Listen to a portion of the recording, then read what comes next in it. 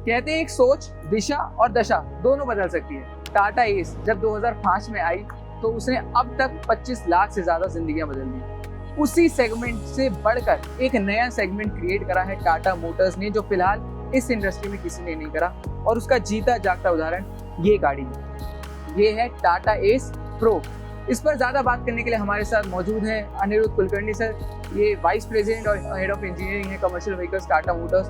तो सर पहले तो बहुत बहुत शुक्रिया आपका, आपने हमें समय दिया, और कॉन्ग्रेचुलेशंस इस बेहतरीन गाड़ी के लिए सर। Thank you sir. अब मैं कम बोलूंगा, आपको मैं मौका दूंगा, जरा डिस्क्राइब कर दीजिए हमारे दर्शकों के लिए टाटा एस प्रो एक्चुअली में क्या गाड़ी है। ओके, आज हमने जो Tata Ace Pro platform launch किया है वो एक सिंपल प्रोडक्ट नहीं है। It's a platform completely grounds up which actually जो हमारे कस्टमर की insight, customer interaction, customer centric product development के बेसिस पे हमने किया है। जो हमने डेवलप किया it is called fuel agnostic, fuel neutral kind of platform. Today we are actually offering 3 powertrains, EV, biofuel and also petrol. ये हमारा थॉट प्रोसेस। बट हम जब ग्राउंड अप डेवलपमेंट किया है, हमने सोचा कि जब हम डेवलप करेंगे तो उसमें कस्टमर की प्रॉफिटेबिलिटी इम्पोर्टेंट है।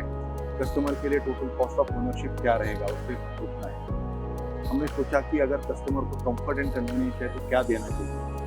हमने सोचा कि अगर कस्टमर को सेफ्टी इम्पोर्टेंट है तो क्या देना चाहिए।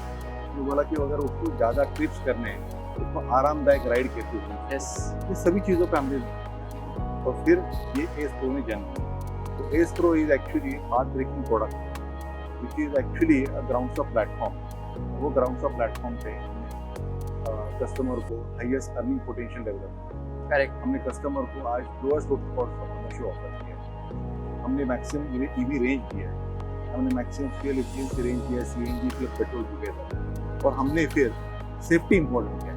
Generally small commercial vehicle safety पे ध्यान नहीं देते। और अगर आप नियरेस्ट कॉम्पिटिशन देखेंगे, 3 व्हीलर्स है और अदर सेगमेंट्स, तो हमने ऐसा गाड़ी डिज़ाइन किया है कि जो AI 096 full frontal safety standard meet करता है।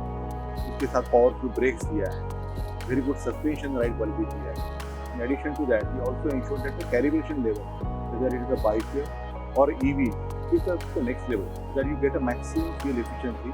In addition to that, better utilization of power, better utilization of power. This is what we are doing. बहुत बढ़िया sir. You can correct me if I am wrong. ये गाड़ी खास तौर में मुझे ऐसा लगता है स्मॉल एंटरप्रेन्योर्स के लिए बनाई गई है, जो अपने बिजनेस करना चाहते हैं लेकिन पैसों को लेके हल्का सा मजबूर है। तो एंटरप्रेन्योर्स तो डेफिनेटली है, और वही जो बोल रहे हैं कि हमने फिर ये वर्सेटाइल व्हीकल बनाई है, वर्सेटाइल प्लेटफॉर्म। तो मतलब एवरी ड्यूटी साइकिल के लिए डिजाइंड है।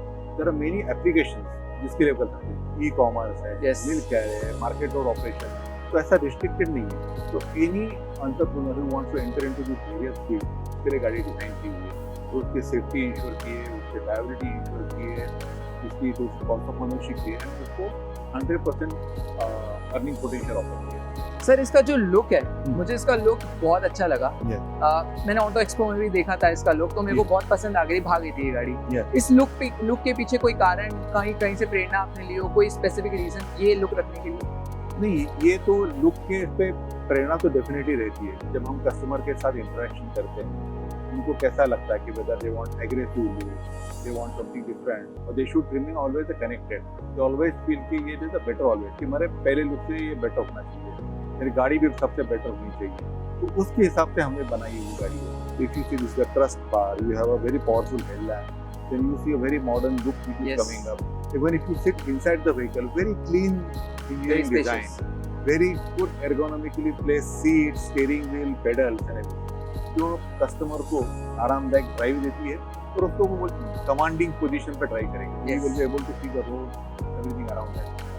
सर इसके कलर्स के बारे में बताइए, ये कौन कौन से कलर्स में अवेलेबल है फिलहाल के तौर पर? तो हमने बहुत सारे कलर पे कर रहे हैं। अगर आप देखेंगे कि ये EV का कलर है, 5000 कलर है, पेट्रोल का कलर है, वेरियस ऑप्शंस आते जाएंगे कलर डेवलप करने के। कलर का कुछ प्रॉब्लम नहीं है।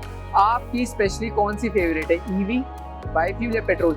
एक और सवाल जो अक्सर चलता रहता है सर कि आइस इंजन वर्सेस EV, आपको क्या लगता है, सिंस आप वेटरन है इस इंडस्ट्री में, आपको 3 डेकेड 30 साल से ज्यादा का अनुभव है, आपको क्या लगता है EV कितना पास है आइस के?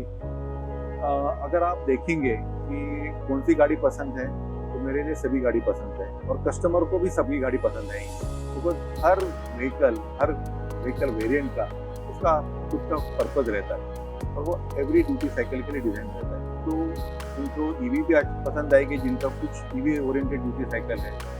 लोगों को जब सीएनजी बायोफ्यूल का जब ऑप्शन अगर देखना है उनके लिए वो ऑप्शन अवेलेबल है। उनको सिर्फ पेट्रोल है, जिसे सीएनजी अवेलेबल है, पेट्रोल ओनली ऑप्शन अवेलेबल है। तो वैसा सभी गाड़ी अच्छी रहेगी और हर गाड़ी में हमने इंश्योर किया कि उनको प्रॉफिटेबिलिटी रहेगी। जब हम बात करते हैं कि इंडिया की नेट जीरो जर्नी, तो definitely EV is the future. It is toward the net zero emission vehicle. तो जीरो एमिशन व्हीकल्स के लिए हमने सब रेडी किया है। उस जर्नी में सब ट्रांजिशन फ्यूल है, जैसे सीएनजी है, एलएनजी है, सभी उसमें कॉन्ट्रीब्यूट करते जाएंगे। तो एमिशन भी डाउन करते हैं और अपने को better total cost of ownership भी देते हैं। तो आशा करता हूँ आपको ये इंटरव्यू पसंद आया होगा, सर की बातें पसंद आई होगी। मुझे काफ़ी कुछ सीखने को मिला सर से, गाड़ी कमाल की लगी है। ऐसे ही प्यार हम पर बरसाते रहिए, चैनल को सब्सक्राइब करिए। मेरी तरफ से, सर की तरफ से और मेरे कैमरा पर्सन गोविंद की तरफ से बहुत बहुत नमस्कार।